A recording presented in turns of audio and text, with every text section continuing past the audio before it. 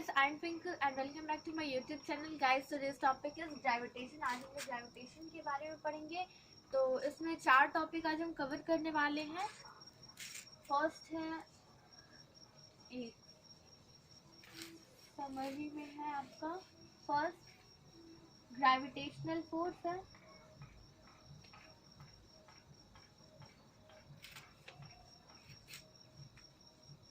Second है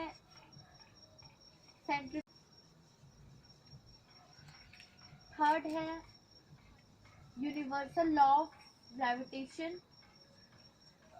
universal law of gravitation. Last is important for of universal law of gravitation. Guys, आज के video में हम ये 4 टॉपिक कवर करने वाले हैं. तो चलिए हम सबसे पहले पहला टॉपिक स्टार्ट करेंगे. उससे पहले मैं आप लोगों से ये कहना चाहूँगी कि अगर आप लोगों को मेरा वीडियो पसंद आए तो प्लीज़ उसे लाइक, सब्सक्राइब एंड शेयर करें.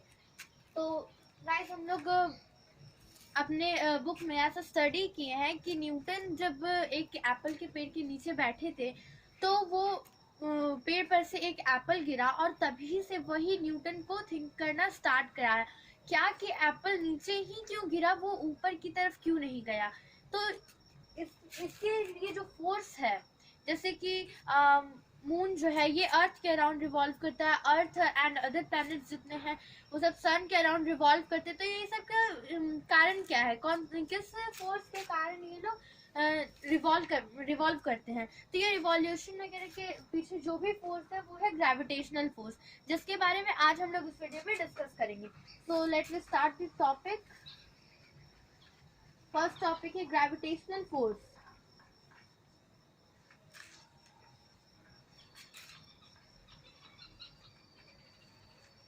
The force of attraction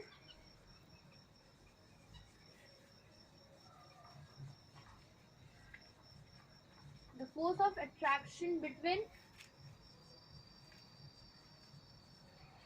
two objects is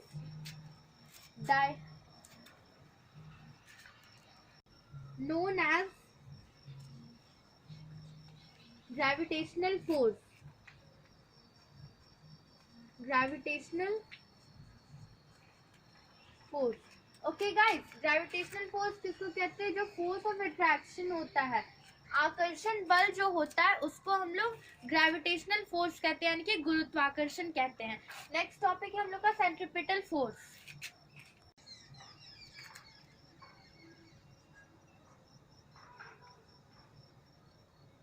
guys, ये जो फिगर बनाई हूँ मैं, ये सेंट्रीपिटल फोर्स के एग्जाम्पल के तौर पे बनाई हूँ. ये एक बॉय है जिसके हाथ में एक रस्सी है और उस रस्सी में क्या है, एक स्टोन बाइंड किया हुआ, एक पत्थर बंधा हुआ है. तो ये क्या होता है, जब ये इस तरह से इसको सर्कुलर पाथ पे घुमाता है तो इसमें जो फोर्स यूज हो रहा है इसको क्या कहते हैं हम लोग? Centripetal force. जो भी फोर्स इस तरह से सर्कुलर पाथ पे मूव करे उसको हम लोग क्या कहते हैं? Centripetal force. तो चलिए सेंट्रीपिटल फोर्स को हम डिफाइन करते हैं.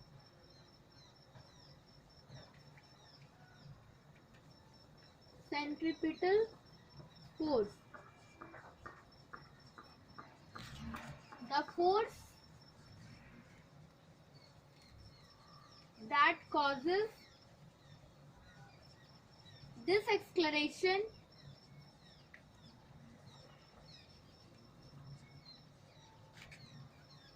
the body moving along in a circular path towards the center is known as centripetal force. Okay guys, जो भी मोशन होगा सर्कुलर पाथ पे, जो भी मूविंग होगा उसको क्या कहते हैं हम लोग, उसमें जो फोर्स यूज होता है उसको हम लोग सेंट्रीपिटल फोर्स कहते हैं।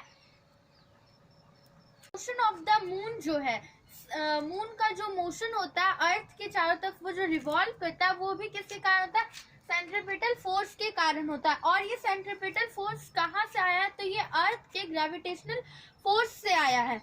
और अगर ऐसा कोई फोर्स नहीं होगा तो क्या होगा कि मून जो है वो एक यूनिफॉर्म स्ट्रेट लाइन में मूव करेगा, यानी कि वो सीधी रेखा में गति करेगा।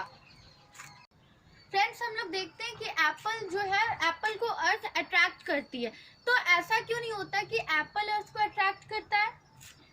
न्यूटन के थर्ड लॉ ऑफ मोशन के अकॉर्डिंग ये पॉसिबल है कि एप्पल अर्थ को अट्रैक्ट कर सकता है, पर जहां न्यूटन का सेकेंड लॉ ऑफ मोशन आता है वहां क्या होता है, ये इम्पॉसिबल होता है, क्योंकि न्यूटन के सेकेंड लॉ ऑफ मोशन में क्या कहा गया है, acceleration is directly proportional to the masses of the objects. तो जिसका मास बड़ा होगा, जिसका मास ग्रेटर होगा,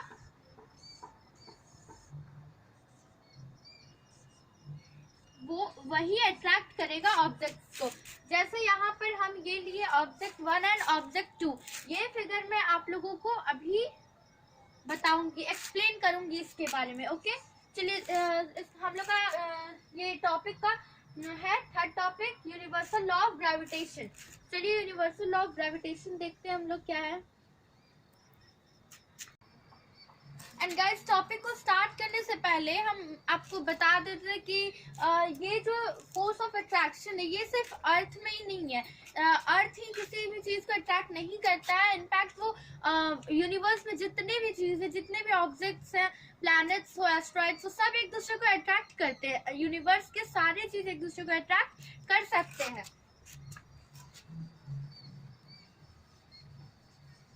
अब नेक्स्ट टॉपिक है universal law of gravitation.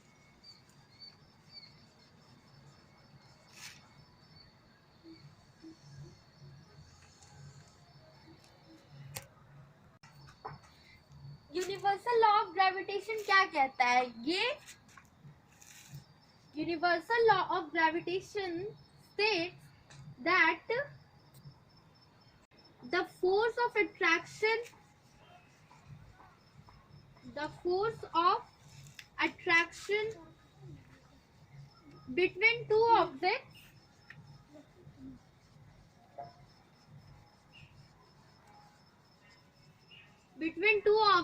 is directly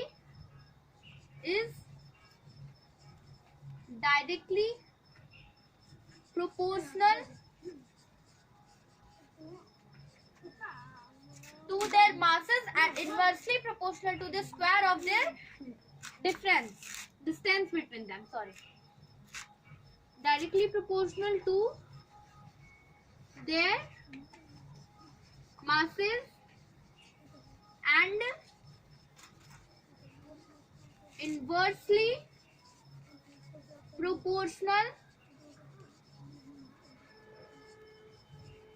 inversely proportional to the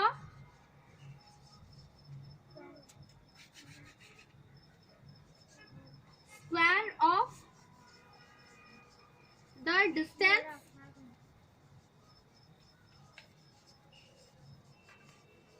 between them.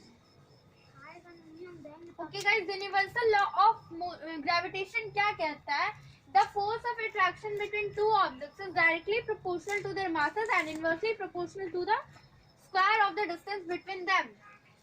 यानी कि डायरेक्टली प्रोपोर्शनल किसका होगा, मास का होगा, एंड इनवर्सली प्रोपोर्शनल क्या होगा, square of the distance.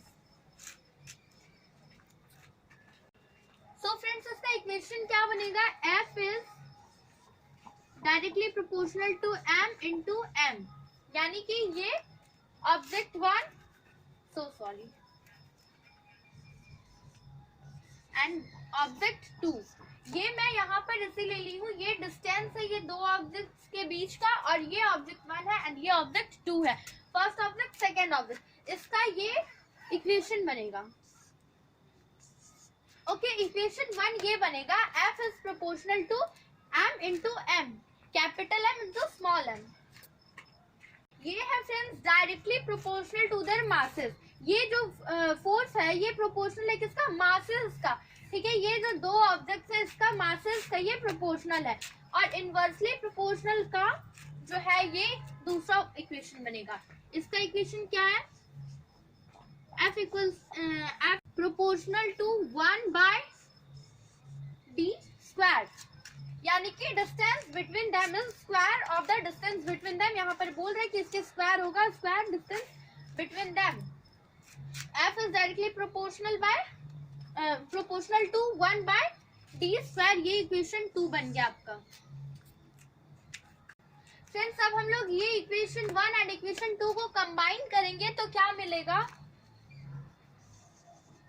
Combining equation 1 and 2 we get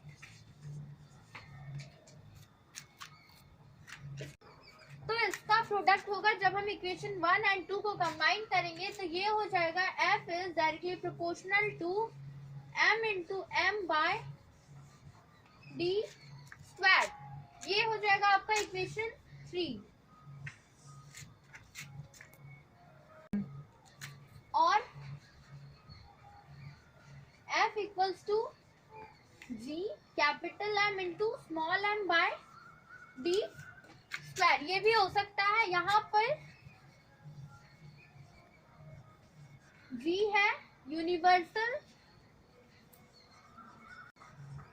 gravitation constant. G किस चीज के लिए डिनोट किया गया है, यूनिवर्सल ग्रेविटेशन कांस्टेंट। और ये आप जानते हैं M है, ये कैपिटल M है object 1, first object, small m equals to second object, D है distance between two object, distance between two objects. Okay guys, by multiplying crosswise,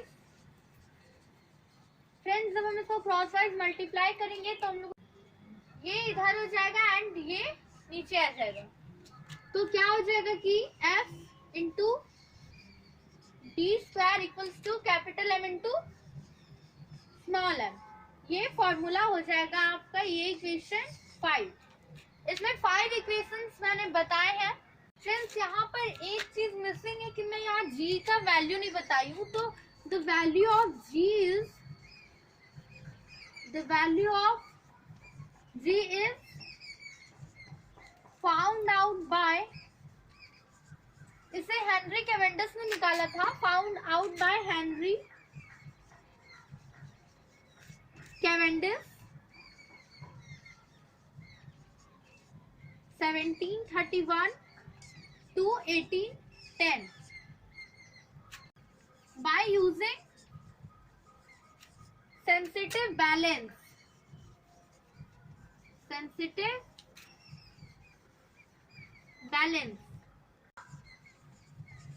expected value of G is 6.73 into 10 to the power 11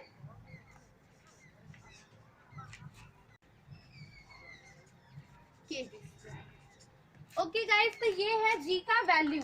अब fourth and last topic हम लोग का बचा है importance of universal law of gravitation. Let's we start the last topic.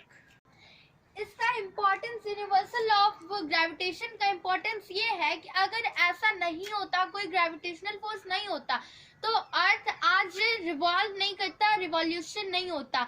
अर्थ जो solar system से bind किया हुआ है, सन के चारों ओर रिवॉल्व करता है, रिवॉल्यूशन होता है। इसका कारण ये है कि इसमें ग्रेविटी है, ग्रेविटेशनल फोर्स है, इसलिए ऐसा हो पाता है।